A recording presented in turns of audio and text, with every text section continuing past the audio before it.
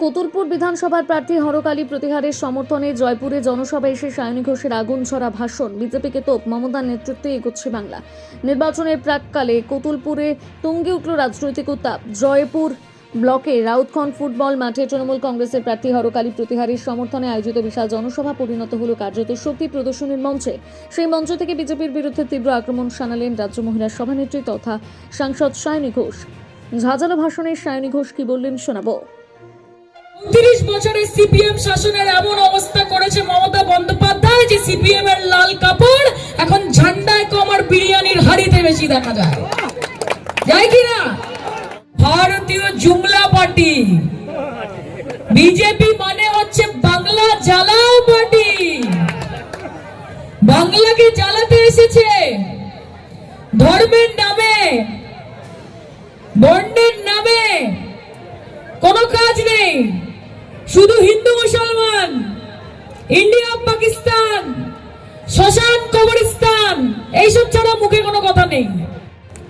দেশের প্রধানমন্ত্রী 10 লাখ টাকার স্যুট পরেন, 5 লাখ টাকার বুট পরেন, বুক পকেটে 1.5 লক্ষ টাকার পেন নিয়ে ঘোরেন, 8,000 কোটি টাকার প্রাইভেট এরোপ্লেন চড়েন, 80,000 টাকা কিলোর মাশরুম মানে ব্যাঙের ছাতা দিয়ে সকালের নাস্তা করেন। আর এখানে বাংলায় আমার মা বোনেরা, তাদের মাথার উপর ছাদ নেই, আবাস যোজনার টাকা দেয় না, 100 দিনের কাজ করে আমার গরিব মজদুর ভাইরা তাদের টাকা আটকে রেখেছে। আমার ছোট ছোট ভাই বোনেরা খিচুড়ির সাথে একটা করে ডিম পেত, মিড ডে মিলে বন্ধ করে দিয়েছে টাকা। रास्ता करते रहे ना, बोले टाका दे ना, बोले बंगाल हमको वोट नहीं देता इसलिए हम बंगाल को नोट नहीं देंगे। अरे आप बंगाल को क्या देंगे?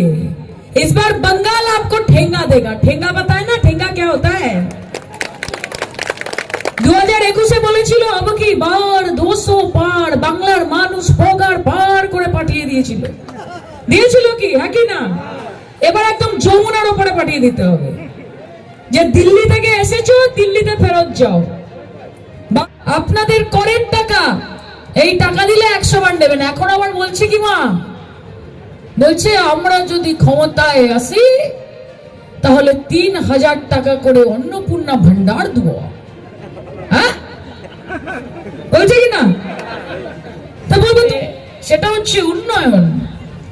আমার মায়েদের আমি একটা কথা বলি, বিজেপির লিডাররা যখন এইসব বলে ভোট চাইতে আসবে, মা মন দিয়ে শোনো, এসে বলবে আমরা অন্নপূর্ণা ভান্ডার দেবো 3,000 টাকা, ভোটটা কিন্তু আবার মোদি বাবুকে দিবেন। তখন আপনারা বলবেন যে আগে 1500 টাকা অ্যাডভান্স দাও দেখি বাবু, আগে অ্যাডভান্স দাও, ঠিক কি না? অ্যাডভান্স নিয়ে নেবেন, বাজার চলে যাবেন, জমি আর কচি পাঠা কিনবেন, বড় কাতলা কিনবেন, রান্না করে জমিয়ে ছেলে মেয়েদের সাথে খাবেন, দুপুরে ঘুমাবেন, ঘুম থেকে উঠে ফ্রেশ মাইন্ড নিয়ে গিয়ে জোড়া ফুল বোতাম টিপে ভোট দিয়ে বাড়ি চলে যাবেন। আমরা জানি যে গোটা ভারতবর্ষে যদি মোদি এবং শাহের চোখে চোখ রেখে কেউ লড়াই করতে পারে, সেই নেত্রীর নাম মমতা ব্যানার্জি। 365 দিন 365 রকম ভাবে যদি নাকে দড়ি দিয়ে এই ভাজপাকে কেউ গোড়াতে পারে, তার নাম মমতা ব্যানার্জি। গর্ববোধ করেন না যখন দেখেন যে একজন 5 ফুট সাইজের মহিলা, সে যাচ্ছে একটা সাদা চটি আর একটা হাওয়াই চটি আর সাদা শাড়ি পরে গিয়ে সুপ্রিম কোর্টে একটা কালো কোট জড়িয়ে সওয়াল করছে? মনে হয় না যে আমার মুখ্যমন্ত্রী? তাই তো বলি যে তোমার আছে কোটি কোটি টাকা, কারি কারি ক্ষমতা বিজেপি, তোমার আছে কোটি কোটি টাকা, কারি কারি ক্ষমতা, আর আমার আছে হাওয়াই চটি সাদা শাড়ি মমতা। খেলা হবে মমতা বন্দ্যোপাধ্যায়ের নেতৃত্বে। বাংলার মেয়েরা যেরকম বাইক চালাচ্ছে, যেরকম স্কুটার চালাচ্ছে, যেমনি গাড়ি চালাচ্ছে, যেরকম ট্রেন চালাচ্ছে, যেরকম প্লেন চালাচ্ছে, ঠিক সেরকম ভাবে মমতা বন্দ্যোপাধ্যায় রাজ্য চালাচ্ছে। আপনাদের সকলের আশীর্বাদ হলে আগামী দিন ভারতবর্ষ এই দেশ চালাবে মমতা ব্যানার্জি। মমতা ব্যানার্জি দিলে ভিক্ষা আর তোমরা দিলে সাপোর্ট। আর বাংলার মা বোনেদেরকে ভিখিরি বলার সাহস যখন হয়েছে, বাংলার মা বোনেরা জবাব দিয়ে দেবে। 2026-এর এই নির্বাচনে বাংলার মায়েরা জানিয়ে দেবে যে বিজেপির যতগুলো গোকড়ো সাপ, কেউটে সাপ, ঢোড়া সাপ, যা যা আছে তাদেরকে তাড়ানোর জন্য মায়েদের ঘরে ঘরে কার্বলিক অ্যাসিডটা আছে তো মা? আছে তো মা? বাড়ির মেয়েদেরকে শান্তিতে রাখতে হবে, সাবধানে রাখতে হবে।